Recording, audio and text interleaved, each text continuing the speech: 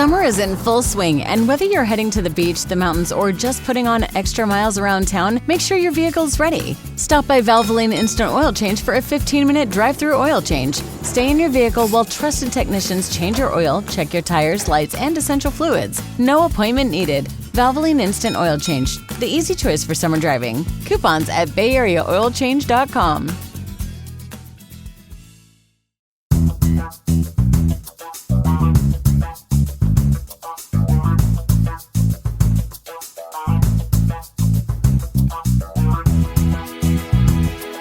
I'm Renee Scherzer, and welcome to the Lightwork Podcast, a place for conversations about leadership, faith, purpose, and the deeper work that shapes who we become.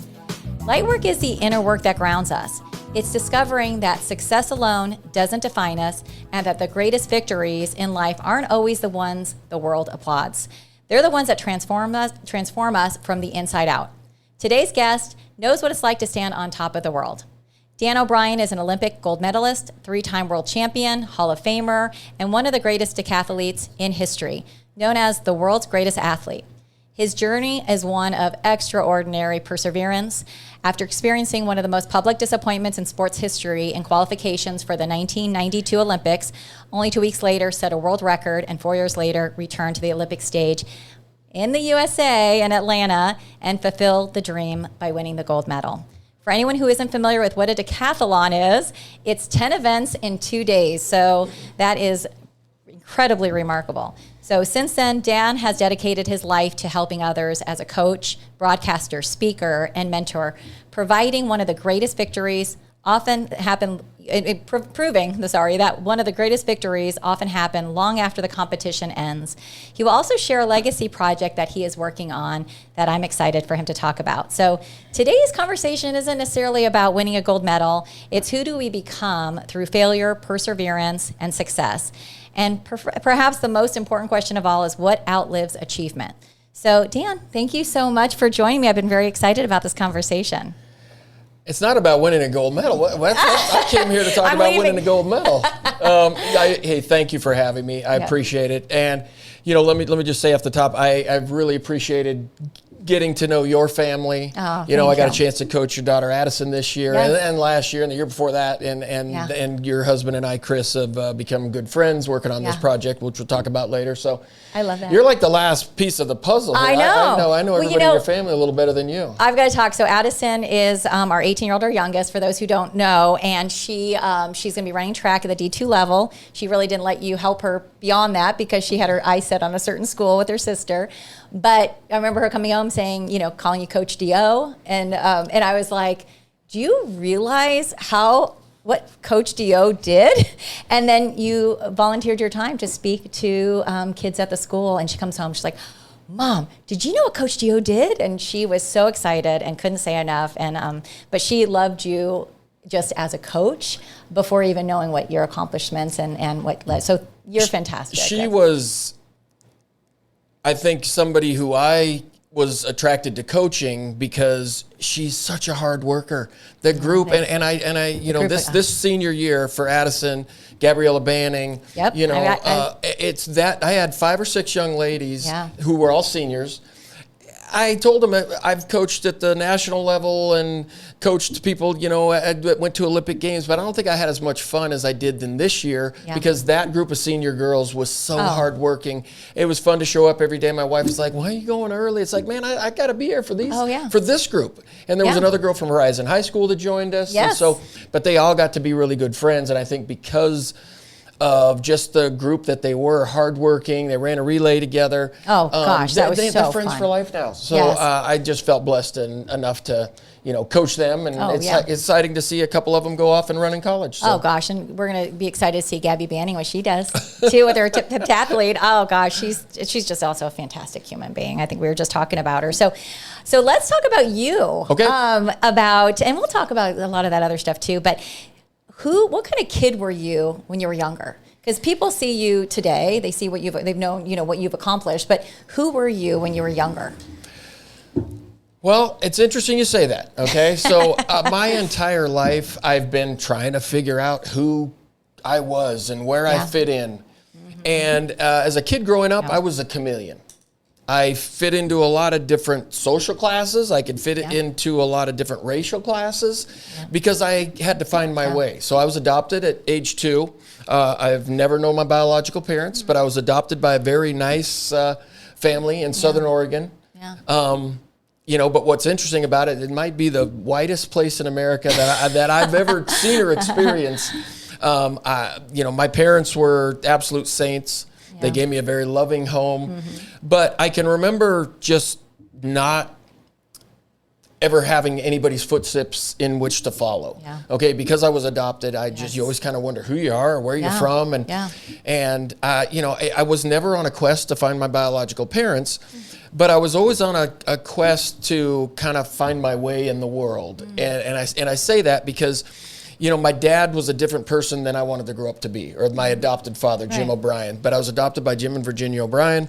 They ended up adopting 5 other kids. My mom had 2 biological kids of her own. And then within the family, we had 6 adopted kids. And so we always had 6 people, 6 kids living in the house. And so my younger brother, Tom, and I were the only 2 boys. And then we had 4 adopted girls as well. But my brother Tom's Hispanic. I have a Native American sister. I have another sister who's biracial like I am. And then I have 2 Korean sisters. Wow, I never knew that. And so growing up was kind of a united nation of family. And then we throw some cousins up in there, and when we got out of the van at Disney World, people thought we were like a foster home or some kind of a some kind of a kids home. Yeah. And I'll never forget, and these, we'll talk about this a little bit. I would love to see family pictures. Oh, it really is just, you got about every racial, about every race covered there. But, we grew up in the Assembly of God church, and, we're all getting out of the van and cars and going into Disneyland, and we would have a family prayer. So there'd be 20 of us, 25 of us, all gathered in a circle. And I can remember, though, being a kid, just being embarrassed by that. Yeah. Just like, oh, my gosh, we got to do this in front of everybody, I remembered that whole experience as well. What a beautiful... Well, you look back on it, and you see the beauty of it and what it... but at the time when you were 10-year-old, 11-year-old, 12-year-old, and you're trying to fit in, and whether it's be cool or whatever, it's just like, oh, really? You're trying to figure out because you don't look like anyone in your family. Yeah. Where were you in the ages? Right in the middle. You're right in the middle. Yeah, I had an adopted sister. I had 2 biological siblings that were older than I was, and then I had an adopted sister, and so I kind of was right in the middle. Yeah. And I learned early on just how to stay out of trouble, Yeah. My older sister was rebellious. Yeah. My 2 older sisters, dropped out of high school. So you were a rule follower. So I just stayed under the radar, didn't get into trouble, said what I needed to say, and wasn't controversial. But as a kid growing up, super hyper. Just bouncing off the walls. I mean, to the point where my parents even said, you know what, we're going to take you off sugar for 2 years and see what happens. It's going to calm you down a little bit. But I mean, I just couldn't even sit in one spot. I remember kids that used to be in our neighborhood and community. I was like, okay, what is going on with them? But they were fantastic athletes. But I remember sitting in 3rd grade. I couldn't concentrate on what I was doing in school. But all I could think about was a Little League baseball game after I got out. So I thought about sports all the time. I loved sports growing up. Yeah. Nobody in my family really loved sports like I did. My dad was a fan of football, but I mean... So none of your other siblings? A little bit, But not to your... Because you had played multi-sports. Yeah. But just growing up, I loved watching professional sports on television. And so we had 2 TVs in the house. One was in the family room, den, or whatever you want to call it. And then my parents had a little black and white TV in their bedroom. Yeah. And on Monday nights, nobody wanted to watch what I wanted to watch, so I had to watch Monday Night Football in the little black and white. By yourself? Yeah, by myself. Or Saturday afternoon. And here you are, you're elementary school. But I'll never forget just, when my mom asked me, it's like, what do you want to grow up to be? It's like, I'm going to be number 33 and play for the Dallas Cowboys, and I just always was going to be a professional athlete. Yeah. I watched every inning between the Yankees and the Dodgers in the 76 World Series, and, that's just the kind of kid I was. But my mother, God bless her, just, only 1 in 10,000 people ever go pro, and it was always, don't put all your eggs in one basket. Well, because it was foreign to her. She did. Yeah. Well, so you're multi-sports. Yep. What made you then, and at what age? Because a lot of like people are listening, have kids, and they're in sports, and they're, you know, now it's like they're taught very young to specialize in one thing. Yeah. When did you start when did track become? Because you were baseball, football. Yeah. Maybe some other sports. You know, I think I got into into organized sports through school. All right. And so whatever we did in school is what I really started with. I played Little League baseball was outside of school, but we played baseball in school. Yeah. And then basketball, elementary school. But I'll never forget, in the 5th grade, my dad took me to a homecoming day at a local high school. It was a small high school down the road, about 10 miles. And all day long, they had activities for kids. And there was a 1-mile fun run. And you entered and you got to run a 1 mile with your age group. And so I think I was in there with a bunch of other 10 and 11-year-old kids. And there must have been 30 or 40 of us. And boom, the gun goes off and we run out of the stadium and down the street and around the trail. And all of a sudden I feel myself up front with another kid. Yeah. And he and I battled it out and I out sprinted him to the line and I won first place. Wow. And wait, what grade was this? Probably 5th grade. Okay. I'm going to say 5th grade. And then the football game starts, the homecoming football game starts, and at halftime, they gave you your awards. And the winner of the 5th grade 1 mile fun run is Dan O'Brien. And they shoved the ribbon like this big in my hand. And I just remember thinking, all right, this running thing is cool. Yeah. How do when do I do it again? And then I started going to all-comers track meets, at some other high schools in town. Yeah. And I just would enter long jump and the high jump. And I would just, and I just was collecting ribbons. So you were at that point doing not just running the mile, you were trying jumping, so you were trying everything. Was that kind of where it was leading you to become a decathlete? Like, you couldn't settle on one thing that you felt like that was my race or that was my field event? No, not really. That wasn't the start of it for me as far as becoming a decathlete. I was lucky in the fact my parents let me try a lot of stuff. They let me try soccer. Very cool. They let me try basketball and football and cross country and things like that. But I mostly joined because I was bored after school. Well, you had all this energy. Yeah, I was bored after school. Your parents were probably appreciative of that you had some interest and outlets, because getting that out, and that is in a positive way, you always had something to go to versus getting into trouble maybe. And I think they would have liked to have me put that energy into more chores around the house and stuff. But we had a lot of chores around the house. But yes, I started, I got into sports and I got into band because I wanted to be around my friends. And I had a good friend whose dad owned a music store, and I started playing trumpet, and then so that was one of the other activities I did outside of sports. Oh, so you did trumpet also? Yeah, so I started playing trumpet in the 5th grade and played all the way through high school. That's actually very good for your mental health. Oh, and people ask me, it's like, if you weren't a professional athlete, it's like, I might have been a musician. Yeah. I enjoyed it. I was passionate about it. I loved to practice. Yeah.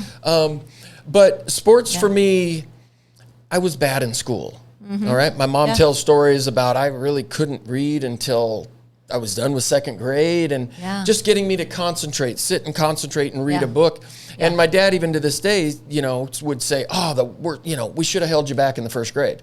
And I think about that now, and it's just like, I was a pretty good athlete in the 12th grade. Right. If you held me back. And there's kids now that are held back multiple years. It's an odd environment. It might have been the best thing for me, because I was a young senior in high school. Isn't your birthday like in a day or two? It is tomorrow. Oh, happy birthday! Thank you. I appreciate that. Happy birthday. Yeah, I was always the youngest kid on my team because my birthday came in the summer after the school year. So you graduated at 17. I did, and then turned 18 in July before I went to college. But I loved others. I just loved trying everything. I think I didn't. So cool. And it was what we did then. Yeah. We played the sport of the season. Yeah. It was football season, we played football. Well, basketball season, we played basketball. I think that is what sometimes we're missing today. Yeah. Is trying different things, trying new things. And some parents are just saying, okay, you're going to be a basketball player because that's what we want. And, of course, our kids and stuff too. But we wanted them to try different things. And we put them in dance because I was a dancer. Okay. And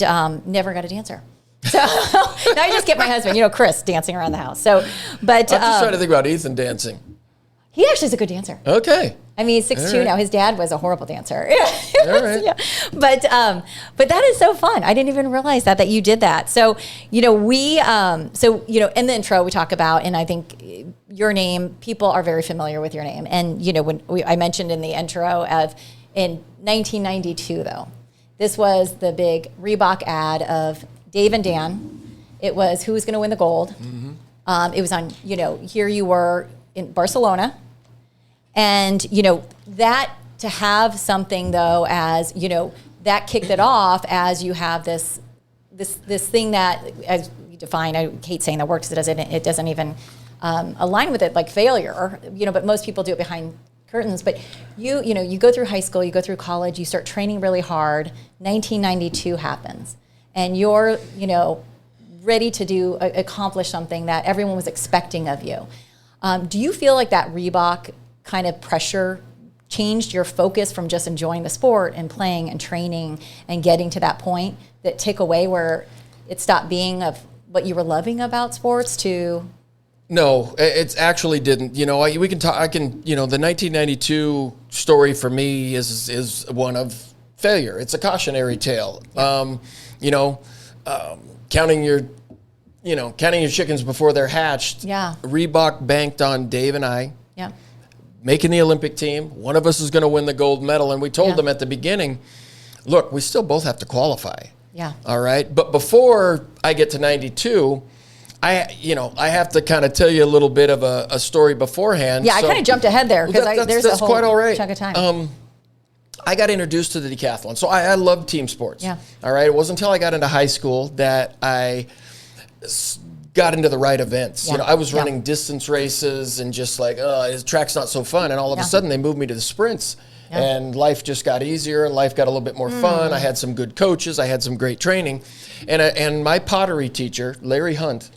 I'll tell you, coaches really shaped me and saved my life. Yeah. Gave me lots of second chances. Gave me opportunities to succeed. But Coach Larry Hunt loved the decathlon. You said pottery? Pottery. He was my pottery teacher and my track and field event coach. Okay, I love it. And so as a freshman, my mom had a rule that if I got any grade lower than a C, I couldn't participate in the sport that quarter. And so I got a D in social studies, and I didn't get to run track my freshman year. And so I ran cross country, I played basketball, but then I had to sit out the track season because I got a D in social studies. Yeah. But I had to walk past the track going home every single day, and so it just made me just sick to my stomach that I couldn't. Yeah. But at the end of the track season, my pottery teacher helped me get my grade up. Larry Hunt's like, come see me at lunch, and we'll go over your social studies. And it's like, all right. And so he and I became good friends. And he said, you should try to do this decathlon. And I was like, decathlon? What on earth? And so he taught me what the decathlon was. He taught me about Bruce Jenner. He really emphasized, how the history of the decathlon. Yeah. And so that summer, Larry Hunt was great. He went to my mom and said, Mrs. O'Brien, he got his grade up. Can he do summer track? I did this decathlon, and I remember doing all 10 events in 2 days, and I thought, oh, brother, I am never doing that again. And then what year were you this? I was a freshman. So the summer of my freshman year, and I did pretty good. I think I got second or third or in my age group. And Larry just kept, this is the event for you. You're a good sprinter, you're a good jumper. Yeah. And I just would pick up the shot, put it in the javelin, mess around. Yeah. But Coach Hunt kept pushing me into these field events in track and field. And I said, I'm never doing the decathlon again. But when I was a sophomore, he convinced me to do it again. And when I was a junior, he convinced me to do one more. I love that. And then when I was a senior, I qualified for the national championships, the national junior championships. I went to Los Angeles and, got in the top 5 in the country as a junior. Yeah. And then that helped me get a scholarship to the University of Idaho. But even when I got to Idaho, I wasn't convinced that I wanted to do the decathlon. When I got to college, I really struggled with grades, partied too much, and just enjoyed college. What college most of us do in college. And didn't go to class. And so I lost my scholarship. I was on a full scholarship when I got to the University of Idaho. And by the time I was through my sophomore year, I'd lost my scholarship. I wasn't in college. But I'm sure your parents, having all those kids, didn't have the means necessarily to pay You're for absolutely them. right. Yeah. I needed to get a scholarship to go to college. And what happened when I started to fail in college, my parents really couldn't help me with that either because they were not former college students. Yeah. And it was just kind of a learning process. And, but what's interesting is, I fell in love with the Olympics at a young age, and I always dreamt about being a professional athlete. So even when I struggled in college and lost my scholarship, I never stopped thinking that it wasn't possible. I never stopped thinking. Olympics or just sometimes some form of professional? I wanted to compete at that level first. Be a collegiate athlete, be a productive collegiate athlete, but with the dream of, going pro in track and field, because that's what I went to college to do. And there were people around me that were succeeding. My freshman year of college, I sat in a room with a future NFL quarterback, a future 2-time Super Bowl champion lineman, a future head coach in the NFL. And so I didn't know it at the time, but this school was molding champions. Well, it's fantastic they're doing this, because what I tell my kids to do, and even for me, is surround yourself by the people who are where you want to go, where you want to be, not who you were and where they're halting your growth. So, I mean, looking around at you, you're like, that's an amazing room to be a part of. Well, and on the track, thanks for taking us back, because I jumped ahead too much. But on the track and field team, there were 2 guys from the original Jamaican bobsled team on my track and field team. Okay, that's remarkable. It's just crazy how these paths just cross, and I still stay in touch with those guys. But my struggle, my story is a story of struggle before I get to 92. So I didn't even hear this stuff. Well, I flunked out of college. And in a blizzard snowstorm, after not being in school for a year, I went back and talked to my college coach, and I felt bad because I've let him down. He got me on a full scholarship, and he said, "I'll help you. If you're dedicated, I'll help you." And so he said, "Just wait for my call." He called me up and said, "I'm gonna help you get into a JUCO in Spokane, Washington." He literally came, picked me up. I had everything I owned in a bag. He drove me to Spokane. He dropped me off at the coach's office in Spokane. And the coach in Spokane was just like, "We're going to take care of you." Wow. A day later, I was in school. I had a job in the cafeteria. And I spent 10 weeks in Spokane, Washington, got all my grades up, competed for Spokane Community College, won 5 out of 7 titles at their level conference championship. I became a little bit more of a leader, and then I thought your confidence getting up too. I thought I owed it to my coach to come back to Idaho, and so I came back to University of Idaho and only competed 1 year collegiately at the D1 level. But by the time I got back to Idaho, I was ready to go. How were you mentally at that time too? Well, still kind of out there. I was one of the things that I just was not great at when I was a young person was horrible decision making. All right, I was a follower.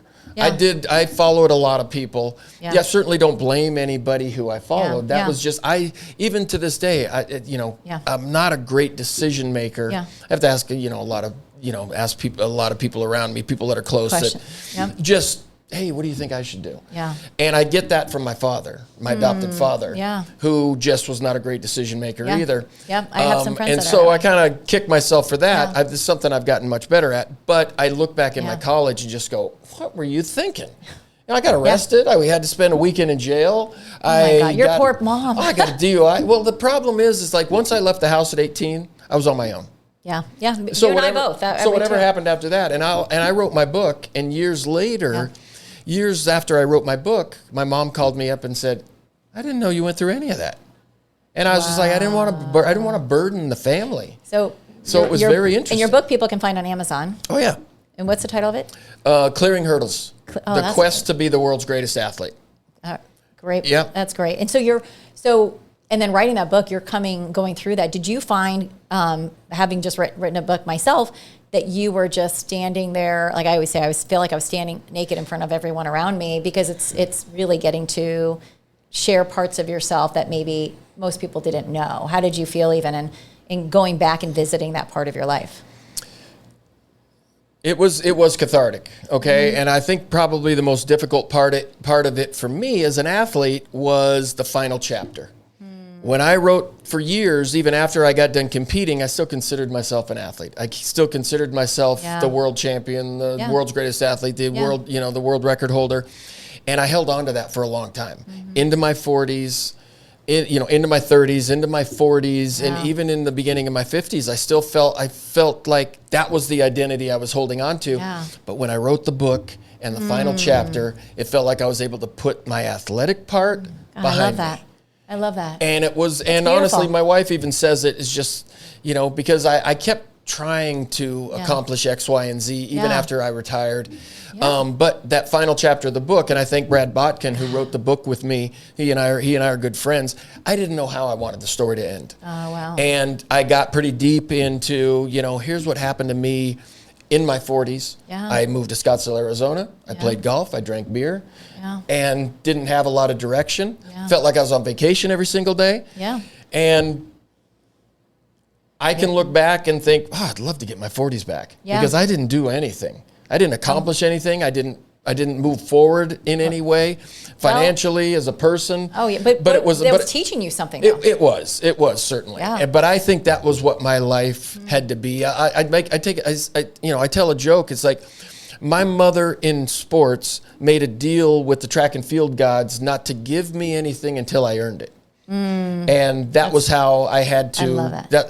Because some people's like, oh, you're talented. You were born with it. You just went out. Yeah. I had to struggle. I had to fight. So by the time I got to 92, I'd been in a lot of fights. I'd been in a lot of struggles. And so. Wow.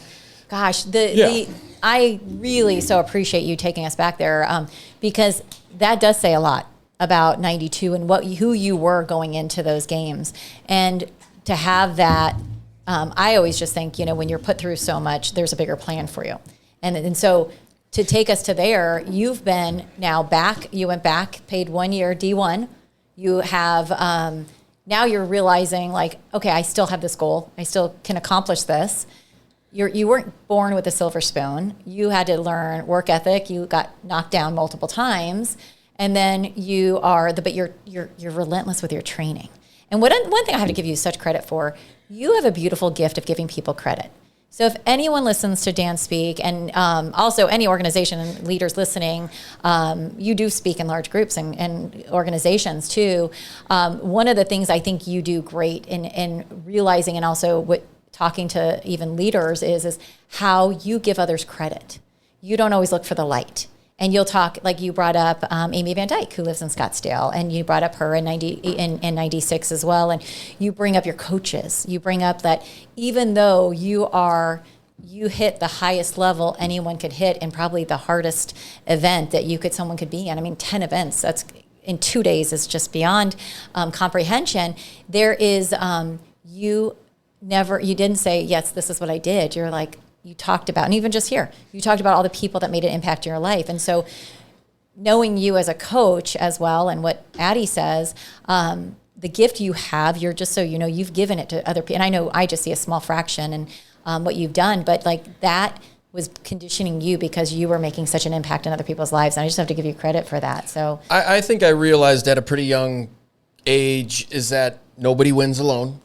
I was a part of a state championship football team, a very small piece of that, but I'll tell you, it was a fantastic victory. Yeah, fantastic victory. And I mean, I won Little League championships, but I lost a lot as well. And I think, one thing that people don't realize about world-class athletes and Olympians is, man, you lose a lot before you get there. Yeah. Oh, my dad used to get so mad. Oh, doggone it, you guys lost again. And it's just like, I don't care, man. I hit a home run, or I got to play well. Yeah. And, so there's a lot of losing before you get to a level of success. And one of the things that, I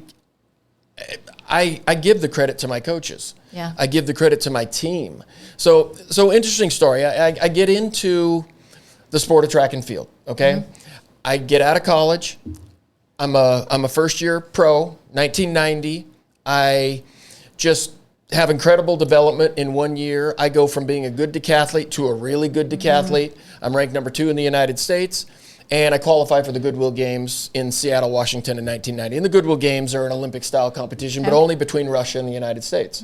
Okay, so it's kind of a specialized event, but Ted Turner put the Goodwill Games together to stop the Cold War.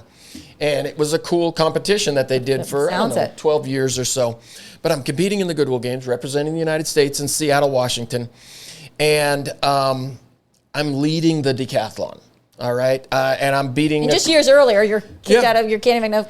You're not even in college. You're absolutely right. Wow. And so what's interesting about that is I'm leading, and I got one event to go. I'm beating Dave Johnson, the U.S. defending champion. I'm going to win a Goodwill Games gold medal. And we're warming up on the practice track, and I'm jogging. I'm getting pretty stressed. I always get really stressed before I compete. But I look over, and Dave is having a prayer with 2 or 3 or 4 of his coaches. And I can remember at that time just thinking how lonely I was. It's like, and I just knew I didn't have a chance.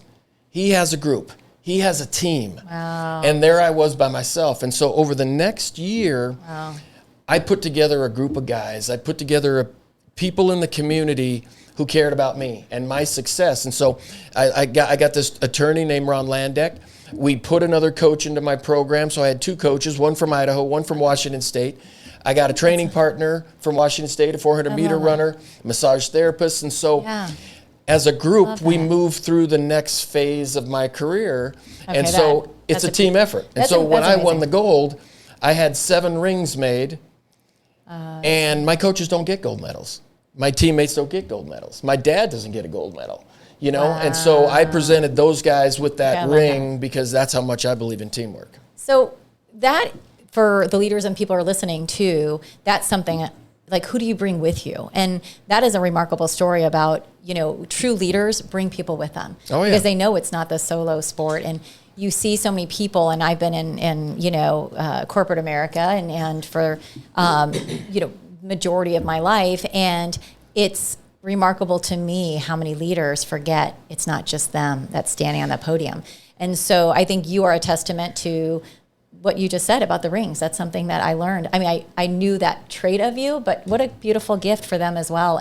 But also to notice that Dave Johnson had his group of prayers, and how that alone got in that I don't have my community. Yeah. And I always talk about your network and the people you surround yourself with, how important that is, and how for you to have gone through what you went through and then to see that and put that together is amazing. So, well, again, I didn't do that by myself either. You know? So you made the first call. Well, and that was it. My coach Mike Keller was up for expanding the group, and we were able to do it.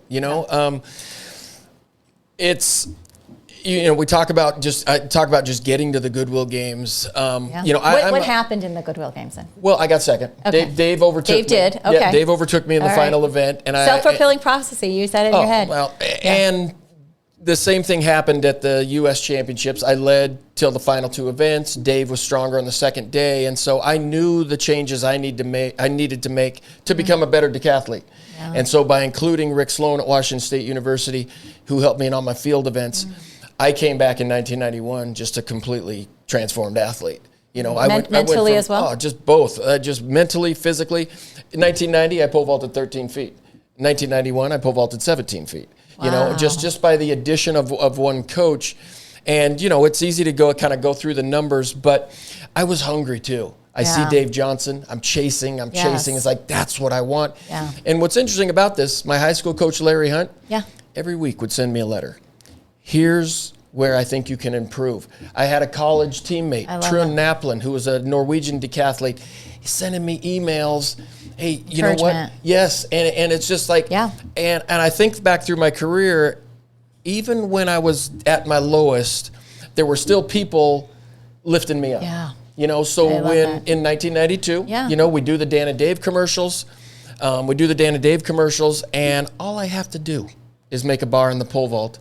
Because you were first after the first day. I was on world record pace, and so what happened in '92 though was a really incredible experience. Okay, I was going to ask you about what you learned from that. So track and field athletes don't get quite the athlete royal treatment like an NFL quarterback or an NBA star. But in 1992, Dave Johnson and we were the best 2 decathletes in the United States. Reebok, we were both under contract for Reebok as our shoe sponsor. And they came to Dave and I and said, look, we want to make you guys household commercial stars. Well, you were. Yeah. And so they did these series of commercials. Who's the world's greatest athlete? They used their entire marketing budget to do so. $35 million. They said, we're putting it all into Dan and Dave. In 1992. In 1992. At the time, that was everything they had. And so they debuted the commercials at the Super Bowl.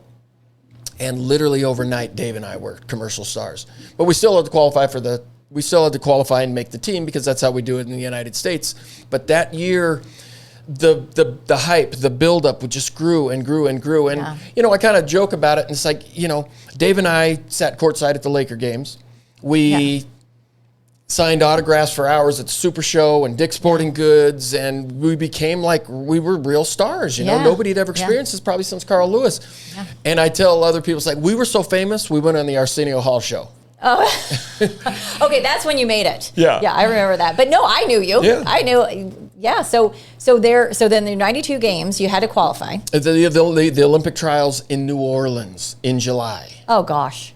It's so hot. It was so hot.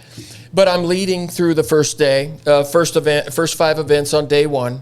I had some slight injuries coming into the meet. I didn't compete as much as I would have liked, but I was healthy. Yeah. I was finally healthy that time of the year. But on the second day is the eighth event, the pole vault. All right, and I've got a big lead. But I had 3 consecutive misses at my opening bar, and therefore I got 0 points. And so it was devastating at the time. But I can look back and think, well, why did that happen? But just to explain to people, what does that really mean? Like even today, I'll be watching ESPN. Yeah. That's the show. Our next half hour, we're going to take a look at the 5 top blunders in sports history. And there's Dan and Dave at number 3. I'm poised. I'm the best in the world. I'm the world champion, the U.S. record holder, and I don't make an Olympic team. And what's interesting about that is when it happened, I was in shock. I don't know what I said. I don't know where I went. I look back on it on the videos. But not only did it affect me, my coaches were blown away. Yeah. I mean, my dad was inconsolable. Oh, wow. It affected a lot of people. Yeah. But the question was, how are you gonna rebound from that? And so, I don't make a bar on the pole vault. I go over to the practice track. I got 2 events to go, the javelin and the 1,500 meters. But I'm ready just to drop out. Okay, and my coaches sat me down. To go to a 0. Yeah, you get a DNF. It just says a DNF, you didn't finish. But, even if I do great in the next 2 events, I can only finish in the top 10 maybe, but it wasn't enough points to get me in the top 3. But my coaches, I just thought, you know what, I'm done for the day. Yeah. I might be done for the season, just wrap it up this summer. But my coaches sat me down and said, hey, you know what we're going to do? Man, we're going to go out there and do the last 2 events. And I was just like, oh, really? Yeah. And I didn't want to. I'm sitting comfortably in the Visa VIP suite. Yeah, you're already trying to come out of the fog. And figure out, what do I do in life? What do I do in 2 months? Am I done till next year? Yeah. And my coaches said, no, we got a plan. We're going to finish this thing. Let's go throw the javelin. Let's run the 1,500. And then let's shake the hands of the guys who make the team and do every interview. And I said, okay, I'm in a daze. I don't know what to do. Yeah.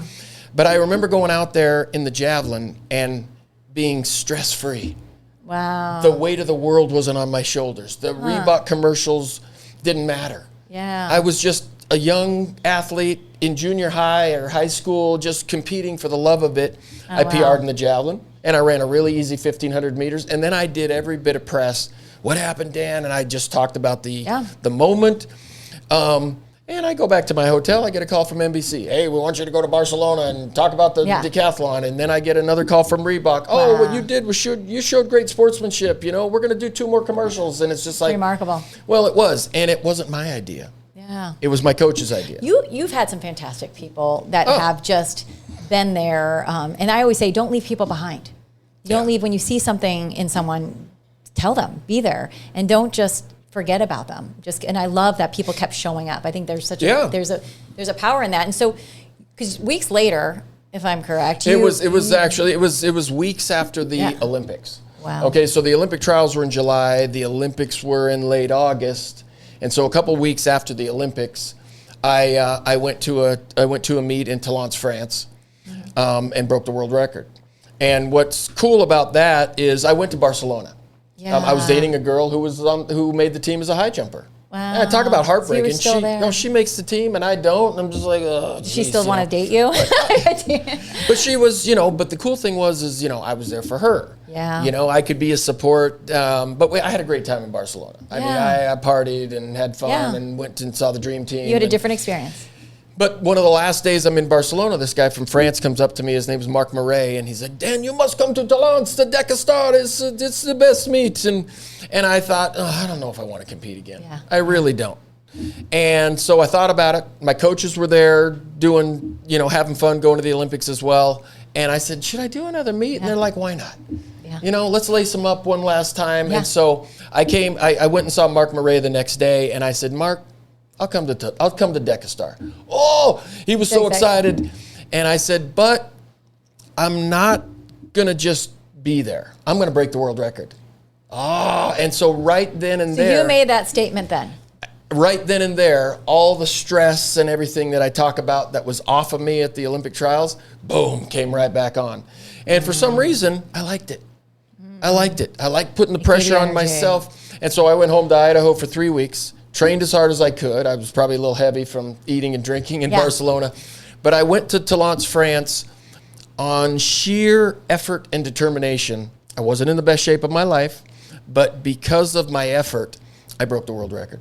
I mean, in that, most people, first of all, don't have something like their failures, which many have, many over the years, for the world to see.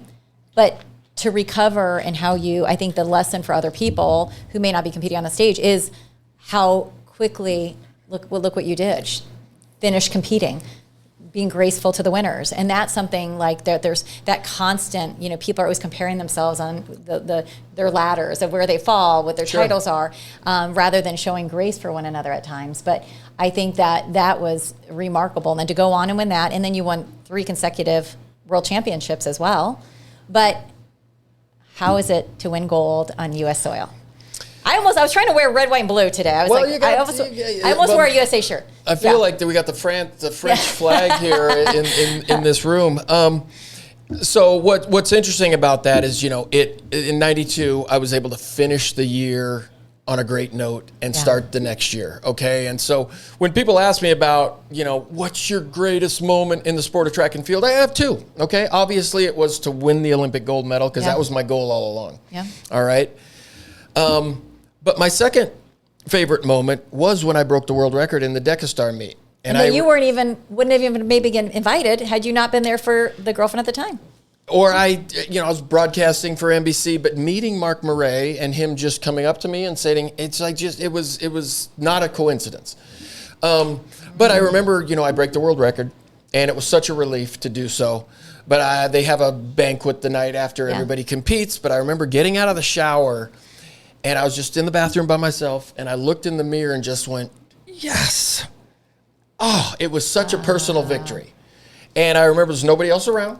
It was just me, and I thought about all the flunking out of college and all the stuff. It was like such a perfect personal victory. And we need those in the sport of track and field. Yeah. We need those as I think in any sport. As people, I came through for myself. All right, with the help of my coaches, obviously. Yeah. But when I won the Olympic gold medal in '96, I felt like I came through for my team, the people I represented, the United States. Oh. It was a shared victory. Everyone was cheering for you. Oh, and I was going to be tearing up. Because of the failure in '92, there were a lot of people rooting for me. Yeah. But, that failure in '92 taught me more about myself and what I could give and how much more I could train and prepare than any success. If I would have won in 92. Well, that was one of my questions, too, because I think, and what people don't realize, too, and like what I love that you've done, and is a lesson for people who are listening and who are people that are struggling and want to grow, is you always got uncomfortable.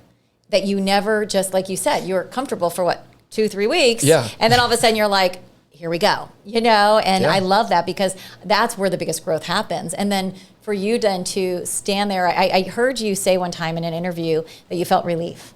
Was that something that was just like, okay, I did it? So in 1996, I was so ready to win. Yeah. So that when it happened, it wasn't a surprise. It wasn't elation. It was, but at the same time, it was Phew. Yeah. I felt a different sense of accomplishment than a lot of people because Yeah. that was relief. Oh my gosh, this went just the way I wanted it to go. Yeah. You know, but again, it's just like I look back and think I don't win 2 more world titles unless the failure happens. But you know, the question is, how do you get over the failure? How do you? You know, trust me, I felt bad in '92. I locked myself in my apartment and didn't come out for 2 weeks. And I'll never forget this. I just, when I did poke my head out, my community picked me up. You know, there was, and honestly, it moves me to this day. I went to a golf tournament, and I love that. oh, That speaks volumes. And I went and saw a friend play golf, and I'm at this golf tournament, and this lady says, "Can I give you a hug?" And I said, "Yeah," and she said, "We still love you, Dan O'Brien." And I was just like, oh. That, you know, the other day I talked to someone who went through a loss of his child through addiction, and one of the things he said was, it's making me cry. It was too. He said, just someone just saying, "How are you doing?" Yeah. It's like when people are going through difficult times in their life, it's so easy to avoid them. But and he gave, one of his pieces of advice was just be kind to others. It's like, and I'm like, we all go through struggles and challenges and loss, and I think that in itself, knowing people are cheering you on, is what a gift. And I think, you know, and I think your story and everything else, because there's so much pressure of expectations in life, and you know, I could only imagine the pressure you were giving yourself, but you also then have pressure from around you, and I think that's something that. You know, the pressure from expectations of what are people wanting me to be or do, or what am I supposed to accomplish for them? So after through the Olympics too. Now, how did you figure out? We've got people who are leaders. I left, you know, an industry after 30 years, like 10 weeks ago. Something that was my identity. You know, you have athletes that are graduating college that aren't playing at a level beyond college. You've got people going into retirement, and talk about identity, because you went through this as well. Sure. What advice would you give, and maybe speak to that athlete who's graduated, you know, and now in the real world and trying to figure out their way? How did you shift of who you were after leaving a sport that was a part of you? And also, would love, it's a longer question though too, is you've kept it part of your community through your speaking and broadcasting, and what a gift I think, you know, that is a way to stay involved in it. I said I wanted to do it like Bruce Jenner, and that was win the gold and then talk about it the rest of my life. And I've been able to do that, but you know, maybe not quite like Bruce and Caitlin. But so what's interesting is my identity was athletics. My identity was sports. I was a good friend. I was a good son. You know, and so how do you measure that as a kid? But I was not good in school. I was good in band. I could play the trumpet, you know, my identity was a good trumpet player. You know, and I appreciate that. That kid gave me confidence. Being able to play the trumpet and doing a solo, that gave me confidence to stand in front of a classroom and give a speech. But it gave me confidence in track and field. But my identity was the best in the world. I was the world champion. I was the best in the world. I was the world record holder. So what happened, you know... Which, that's a very high... But it's what kept me... And it kept me focused every year. I didn't want to just be... I didn't want to win a U.S. title. I, along with a handful of other people at that time, had a goal to be the best in the world. Michael Johnson, Mike Powell, you know, people like that. And I spent my time around those people. And that was, you know, that was my identity. And so what's interesting is that when I won the gold medal... Honestly, I put so much stock into trying to win the Olympic gold medal and what it meant to me. And so I win the gold medal. I party till 4 a.m. at Planet Hollywood with Michael Johnson and you know, and all these celebrities and everything. And I'll never forget, my mom comes up to me at 2 a.m. She says, "Honey, I gotta go back to the hotel. I'm so tired." And it was just like, of course, you know, I honestly had forgot 2 a.m. I forgot you were even at the party, Mom. You know, and so, but it was cool. I got to share that victory with a lot of people. But, you know, in that, you shake the hands of celebrities who came and watched you, you know, as Shaq and Arnold Schwarzenegger and people like that. And so you get to, that's what a victory does for you. But I remember waking up the next day, looking over, the gold medal is on the bedstand, and I was horribly disappointed because I didn't feel any different. My life hadn't changed. You still put your pants on the same way? I totally was, and I kind of got up and opened up the shades, and my girlfriend, my wife now, Leilani, she was with me at the time. She was like, "What's wrong?" And I was just like, "It doesn't feel different. It really doesn't." And so I had an event a couple days later where they give you, they put you on the Wheaties box and they give you that honor and everything. It's like, okay, well, maybe it feels a little different now. I'm on the Wheaties box. Now I'm supposed to feel, But when I went home to Moscow, Idaho, track and field builds you up into this big crescendo, world champs, Olympic champs, world Olympic trials, and then boom, you're off it. And you really have to experience these just bits of depression, these lows after these incredible highs. But, I didn't know what to do next. I didn't know where I was going to go next. I didn't know what, because all I knew was this is my goal. And so all of a sudden the goal was gone. But I'd listened to stories from Bruce Jenner. Bruce Jenner said the best and the worst day of his life was the day he won the gold medal. Because it was over. And what got me out of bed every day was that carrot, that goal that I wrote down on a piece of paper. I want to be the world's greatest athlete. Now I was like, what do you do now?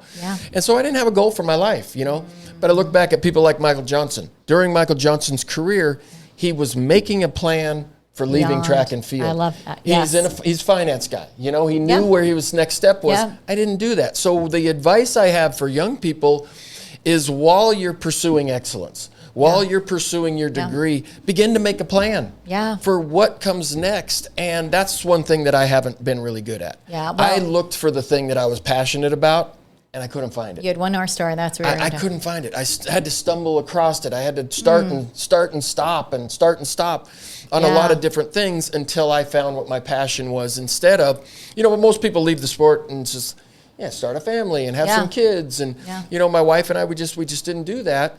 And now when I look back on it, I think I just needed. But those people around me, they helped me get my goal. But they didn't help me afterwards, and that's what I needed to just have a better plan. And that's a great advice for someone who's retiring, someone who's leaving a big company. For me, I did build that before, not realizing I'd find so much fulfillment in it. But I didn't, when I was leaving, I knew I had to have something else to fill it with. So I just kind of got lucky that I did that. But that is great advice. And I actually would give the same advice to someone else. Well, no, it was, writing the book was amazing. The podcast, this has been so fun because I'm only 10 weeks out. But I thought I was going to have a really difficult time because it was such my identity for so long. And so I definitely think your advice, I was thinking, I'm like, wait, that's actually what I unexpectedly did. But keeping your foot in, because now you are out still doing sports. We're going to touch about your legacy project after this one question. But you are with your foot, and Chris and Addie got to go with you to, I think, what was it, some NCAA Indoor Championships. So they basically said if you ever go to an event, you have to go with Dan because he knows everybody. So I love that you still are doing your commentating, you're still speaking, you're still part of a sport, and so well loved and respected. And has that helped as you've been shifting into that next stage? It really has. I tried to step away from the sport of track and field and just it didn't feel right. Like I said, I had to do a number of different things to find my passion, but my passion always came back to the sport of track and field. I love coaching it. I love talking about it. And, broadcasting is like almost as close as competing as you can get. Coaching is even a little closer than that. And so that's been exciting for me. But one thing that, I think that I really remember during my career was being nice to officials, being really genuine to fans, and I think that has gone a long way in my sport. I mean, there were people that were not always complimentary to fans or officials, and it doesn't have to be in athletes; it's in life. Not well liked, but that's the kind of athlete I decided I was going to be. I was going to sign an autograph. I was going to take a picture with people, and that has paid off. Well, and I love that you also wanted to make sure that you were there and present for Leilani, and you wanted to step away and be a good husband and give her the energy as well. Which I think was such a gift. That took a while to figure out. Because as an athlete, you're really selfish. All right, it's my time. It's and that's for leaders as well. Oh my gosh, it's as you try to be a success in any.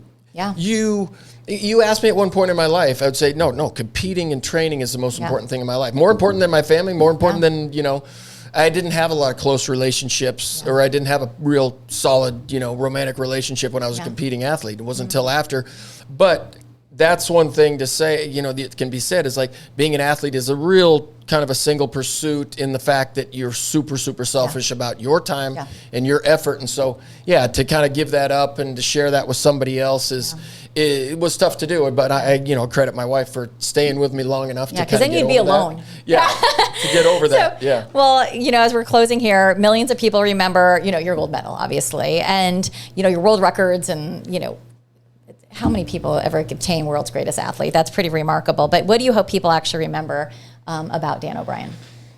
Not that you're dying. Sure. But when your name gets brought up in a room, what do you want people to think about or remember? Somebody who was, I would like people to remember Dan O'Brien as somebody who was resilient, who enjoyed the sport of track and field, who gave back to the sport and their community. Yeah. All right. So one of the questions that, for athletes, so we get a chance at the U.S. Olympic Paralympic Committee, USA Track and Field, we get to ask great athletes, what do you want your legacy to be? And when you ask an athlete in their athlete brain, they always want to be the best. Want to be the world record holder, want to be remembered as one of the best. But it's not until years later they ask the same question, you look back and think, how did I affect my community? 100%. And did I affect my community in Klamath Falls where I grew up? Did I affect the community in Moscow, Idaho, and Pullman, Washington, where I lived and trained and got all the support? Now I live in Scottsdale. What kind of legacy can I leave in this? And I think that leads us to the next question is we've got a legacy project that, if we've got a couple of minutes here, share a little bit about this project that you're working on, which when you start saying that, I'm like, that is a perfect tee up for that. And by the way, up until now too, well done, because you're already accomplishing that. So I appreciate that. So Thank if you want to share that and we'll close up. What can you share a little bit about? I'll tell you what, I'm just blessed in the fact that I was in the right place at the right time, coaching the right young lady. But your husband, Chris, I'd met him a couple of times at some track meets, but he came up to me a year and a half ago, maybe 2 years ago. And he knew that I was part of another sports park here in the Phoenix area. And he said, I got an idea. I didn't want to come to you till I had it all set up, but I want to build an indoor track. And I was just like, okay, just like my spidey sense went off. And I was like, that's my dream too. Yeah. That is my dream as well, as to bring an indoor facility here to the Phoenix, Scottsdale area, because there's so many track and field kids in Phoenix. And indoor track and field is very popular around the country. There's no indoor track facility in California. There's no indoor track facility in the Phoenix area. And there's, I can picture it now. The place is going to be running crazy. But I've been to every facility in the country. I know we can build one. We can compete. We can host big events here.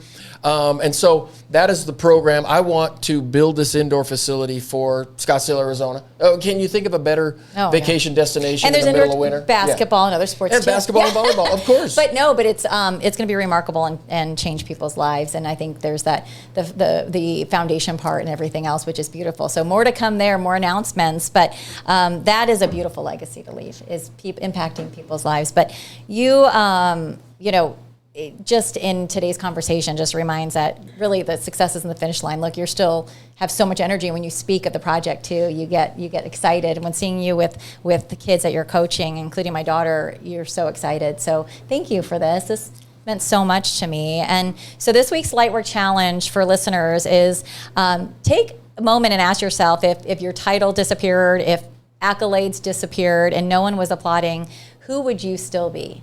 And I think that's something that we all have to think about is what kind of life are we living? And so the way you love people, the courage you show in failure, the hope you give others, those are the things that truly endure. So, if today's conversation encouraged you, which I'm sure it did, please share it with others that need to hear it. Follow the Lightwork podcast and leave, of course, I'd love to leave, if you could leave a 5-star review. That helps us get to more listeners. And until next time, remember, go out there and spread your light.